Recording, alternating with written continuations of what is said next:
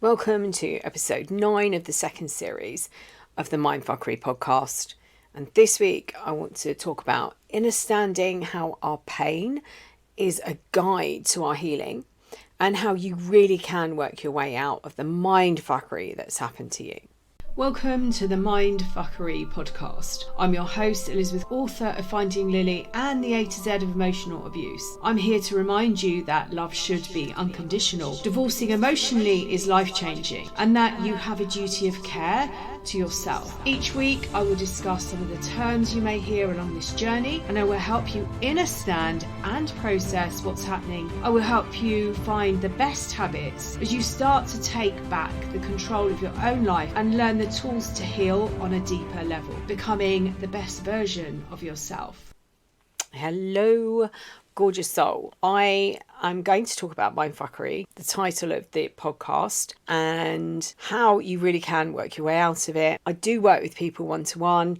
You can book individual sessions. I have got a membership that's starting very soon. You can join me on that. It's a really low cost because everything I do, and might talk about this a bit later in the podcast, but everything that I do, I know and have experienced myself, and I have perhaps taken the longer route round my healing journey. I've been a therapist. I've been working with wounds for 20 years. I remember in my other company that I used to run, which was Revive Your Soul, saying in my newsletters, I would say, look, I'm a work in progress. Then I actually got flattened by coming out of a relationship that literally stripped me from the insides. This week I want to talk about that mindfuckery that happens. Prior to setting up actually Revive Your Soul, I used to, as part of my healing journey from another relationship that had taken me and torn me down financially. At that point though, I didn't realise the mindfuckery that had gone on in that relationship. I was running another business. I might as well tell you about this. So I used to run a small party business, and when I set it up, I did it with the vision of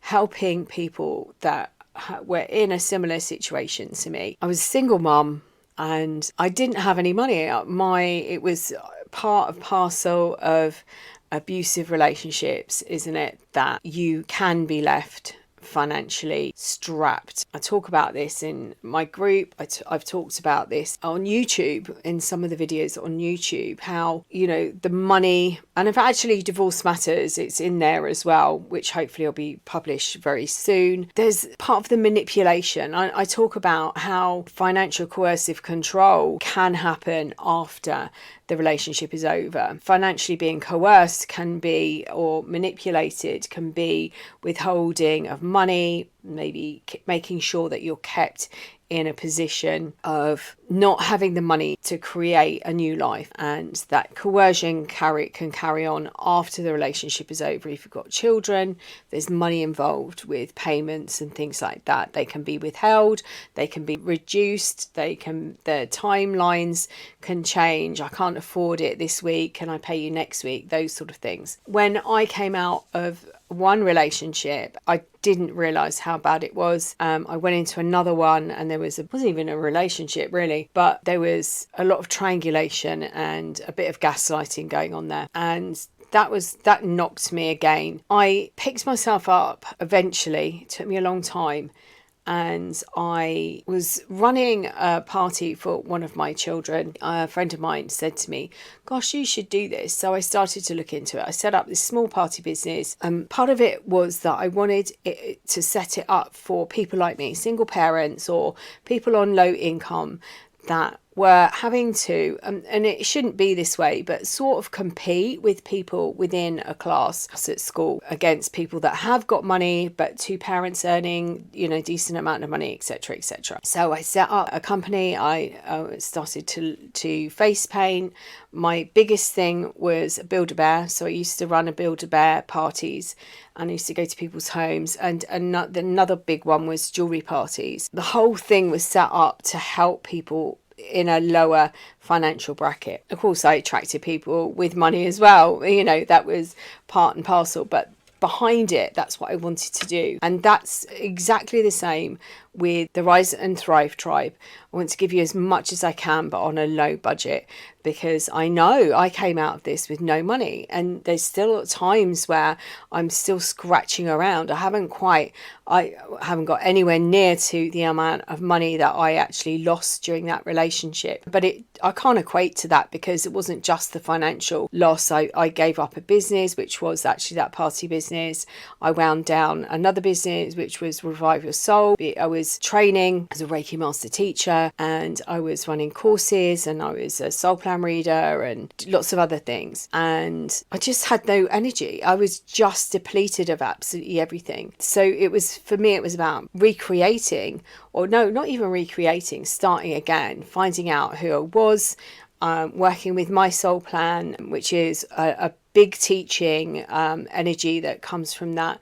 And as much as I can, but obviously I need to live. I've got things that I need to pay for. So as much as I can, and at as low cost as I can, I've put together a membership group, which, if you've worked with me on any level, whether it, as I said, it's in my free group, you've listened to this podcast, etc., I'm hoping you'll see the value, what I can help you with, and what I can help you understand and process these wounds. You can work with me, and it's really low cost. You can work with me one-to-one, which is where the really deep stuff happens. Really get to stuff when we shift things really quickly. I'm not a person that wants you to come back every week, every month and work with me. I really want to help people process this stuff really quickly, because the mindfuckery that goes on is like an earworm. It goes into the brain. It's cognitive dissonance and gaslighting colliding together and creating a brain fog, misinformation, disinformation. It's painful. So to be able to help people process and start to work through, and I was with someone this morning, and they were saying to me, this thought jumped into my head, and I was able to say, oh my gosh, that's my ex. And then I stopped myself, and I was able to then listen to what was being said. And this is what I've been teaching this person for a while. I also work with a charity as a volunteer. And so I've been working with someone for over a year now. So we're getting to this point. We've got right the way through the trauma, and we're now getting to the point where they're able to step in, and they're able to challenge some of the statements, some of the things that have been said. I'm not in a position that I'm able to do the deep work. I'm there as a mentor. So on Saturday morning, I woke up to an email, and this podcast, Mindfuckery Podcast, is being featured in the top 20 emotional abuse podcasts. And it just I didn't get a chance on Saturday to fully read the information and understand what it was. And I was out on Sunday morning. I was getting ready to go for a long walk, and I was able to sit down in the car journey and read through, and I was like blown away. Wow. Because hopefully being featured, it will help the information get out further.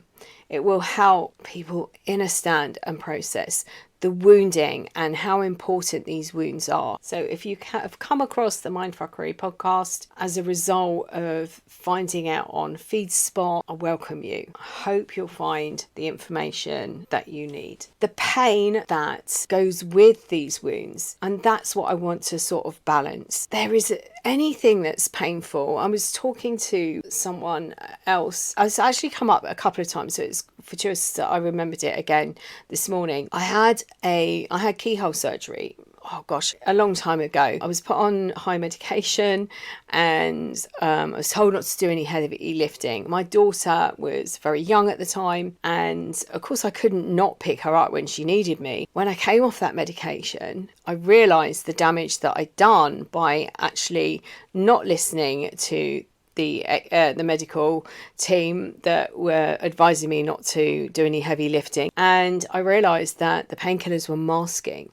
Pain is there as an indicator that something, it's to stop us doing things. The pain indicates that something needs healing. And that's the same with emotional pain. And the mindfuckery that happens, so the gaslighting where you're told, and this can be in any relationship, this doesn't have to be in a romantic relationship, it can be in the workplace, it can be family members. The gaslighting is a deliberate. This isn't somebody who forgets information or gets muddled about information. Gaslighting is a deliberate attempt to mess with your mind. It's deliberate. It's not two people that one has an understanding of something that happened and another person has a version of events and they don't marry up. That isn't gaslighting. Everything about these relationships is deliberate.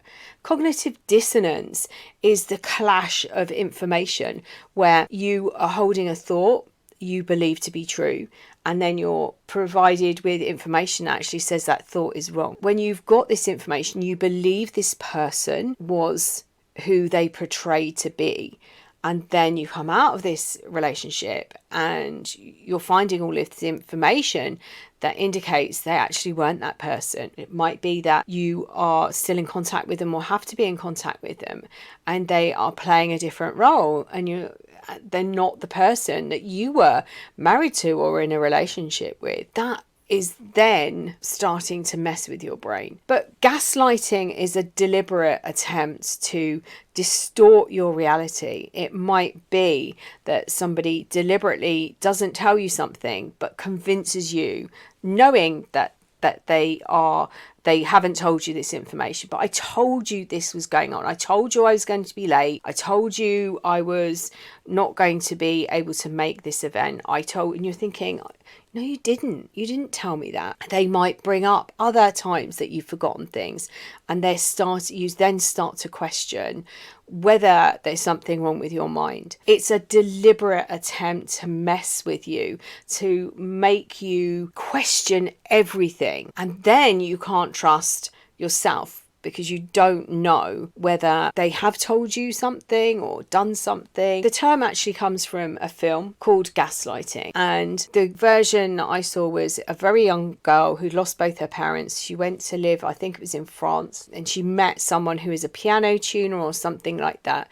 And he knew that she had money and he played a character, and she fell in love with him. They moved back to London. They moved into the house that was owned, and I can't remember now whether it was owned by her parents or an elderly aunt's, or it might be that she had lived with elderly aunts after her parents had died. Anyway, she moves into this house, she has staff, and her husband starts to convince her that she's going mad. And the gaslighting is that she'll go into a room and she'll, as she's leaving it, she'll turn the gas lights off. And when she goes back in, they're back on again. Her husband is trying to convince her and the people around her that there's something wrong with her memory so that he can get everything transferred into his name. I believe that's my memory of it. Anyway, so gaslighting is the distortion of something. It's deliberately convincing someone that their reality is wrong. Mindfuckery is, to me, the collision of these two things. Cognitive dissonance, where you might be now presented with information where you thought this person was amazing, they did everything for you, they catered to your every need, but you're actually finding this information, it might be a secret life that is going on in the background. They are telling you that they absolutely adore you, that they want to work at the relationship, they can see where they've gone wrong, perhaps, and yet they're displaying or not displaying the traits that you would think that they would should they want to be in a relationship with you. Oh my gosh, I hope that makes sense. But the pain that you come out of this relationship, so your mind's messed up, and then you might be faced with them at certain times and they aren't the person that you thought they were. They might even have been completely broken when you were with them, and now they're acting as if they've made it. They're sorted. They've got their life together, and you're a wreck, confusing you even more, hurting you even more, not understanding. Hoovering, if you've experienced hoovering, it can work one of two ways. It can be because they want to get back into the relationship with you because it was part of that trauma bonding and it's part of that cycle where they are taking you round and round that cycle of abuse. It could be that they just want to play with your emotions because it's a bit fun, and they can hear the pain. They can trigger those emotions and they say things that they know that there's going to get a reaction. And that is part of the healing. It's coming to that point where you get no reaction. It might be, I ask people, what would you do if they turned up on your doorstep destitute? Would you bring them in and welcome them back? Or would you send them off with a £20 note and say, good riddance, get out of my life, please don't come to my doorstep again? It's breaking away. If you're still wanting to save them, there's wounding within inside you. If you're still in pain, those wounds are indicating some really important information. And wound talking is something that I do, a powerful tool to understand where the trauma happened, where you're holding it within your body. Some of this trauma will have happened at a very young age. An age where you can't communicate, but you can now. You can go back now and talk. It might have happened when you couldn't process what was happening. It might be that you can be your best friend, you can be your cheerleader, you can go back and tell the wounds that it's safe now. When I ventured on this journey 20 odd years ago, I was doing past life work, and that's how I really got into the wounding and talking to wounds and working with wounds. And this was a really deep process. That was to do with the wounds that we were experiencing in this life that had come through our past lives. And then I've spoken about this before, about 13 years ago, I started working with ancestral wounds. It's such a powerful thing to break those lines, to break those chains, to break that connection, that ancestral connection. This stuff gets handed down. You might be able to go back and you might be able to see the trauma that runs through your family line, and see that somebody else in your family has experienced something else, and that would be an ancestral wound. You are in a unique place at the moment where you can stop all of this. The self-talk, listen to the voices. I've spoken about this both on YouTube and on here in the podcast on here. I'll try and find them and link them. The voices you hear, listen to them. When you start to criticize yourself, when you start to berate yourself, belittle yourself, listen to those voices. They have the information in them, and you can then go from that. You can take that statement. And this is actually the conversation I had when I was out earlier with the client that I work with, that I volunteer through a refuge with. And they said to me, they heard this voice and were able to stop themselves. This is something we've been working on for a couple of months. Realised whose voice it was and says, I want to get over this now. I want to do this. I can't, they still keep coming up. I wish this is over. Recovery from emotionally abusive relationships isn't linear. You go up and down. If you think of Mr. Messy from the Mr. Men, it's a big squiggle, and that is the process. You go up and down, around and round, and then one day you wake up with your eyes wide open and clarity, and it doesn't hurt. And that is a gradual process. I remember hearing myself laugh and thinking, that isn't me. I remember then hearing myself laugh and feeling guilty at another time for actually enjoying myself. I shouldn't be enjoying myself. And I didn't understand or understand why.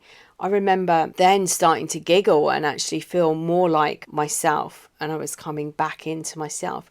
But it took me a long time to break through. But these voices that you hear are key.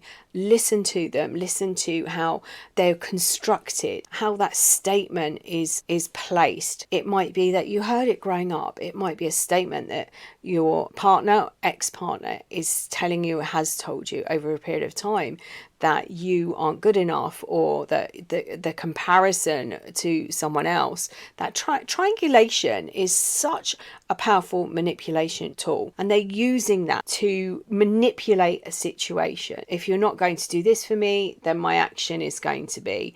And then the also part of that triangulation could be comparing you to somebody else. It might be an ex. It might be, well, so-and-so never did this. When I was in a relationship with them, they didn't have an issue with my behaviour, and making it out to be your fault. This blame shifting and moving it over to you to believe there's something wrong with you. And this is the mindfuckery. You're left wondering, if you did something wrong, you're wondering if you did something differently, said something differently, if you behaved in a different way. Perhaps if you hadn't said something or hadn't done something, you wouldn't be in this pain. And this is why it's so important to understand this pain is a guide.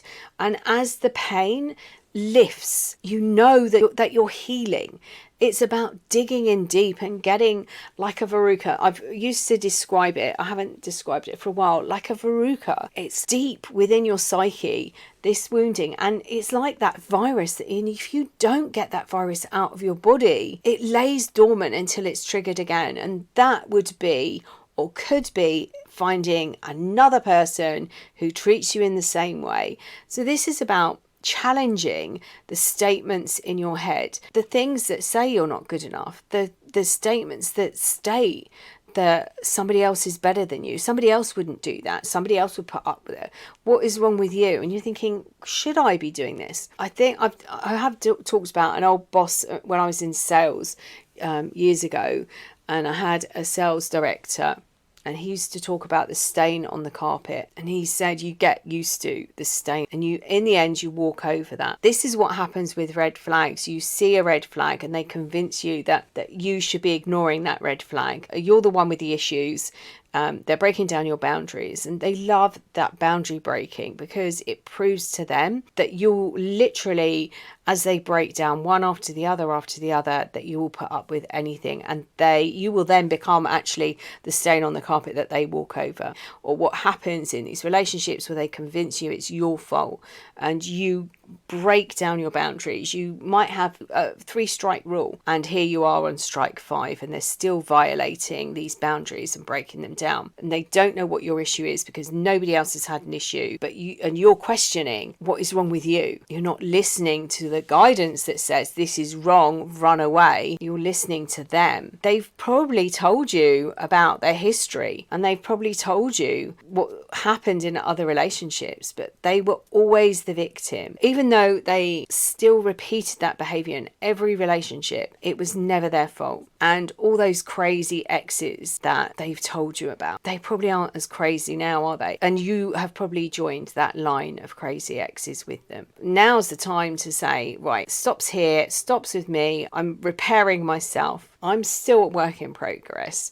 But if I can help you recover from this much quicker than I did, then that makes me happy. Like my party business, Busy Lizzie's Creations, that I gave up for my relationship. It was one of the worst decisions I ever made after ignoring the 4th red flag. Actually, it was the 3rd. And trying to end a relationship and being convinced that this person wanted to change for me. So they're comparable. It floored me financially. I never, ever recovered from that. But that doesn't mean to say I won't. I will rebuild. I am rebuilding my life, but I'm creating it on my terms in a way that works for me, with firm foundations. That's another thing. Firm foundations and strong boundaries. So listen to the voices in your head.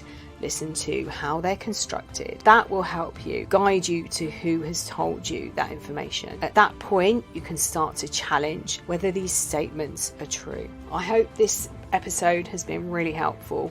Remember that pain is good because it tells you, one, that you're alive, that you can feel, but it shows you where you need healing. As soon as you start masking that pain, you start ignoring it, and that's where some damage can happen. Like with my operation, with my strong painkillers, ignoring the advice of not lifting anything heavy, and then finding out as the painkillers wore off the damage that I actually done. Start thinking about using this pain in a positive way and using it to help you heal. I hope this has been helpful. And as always, I'm sending you loads and loads and loads of love. Until next time.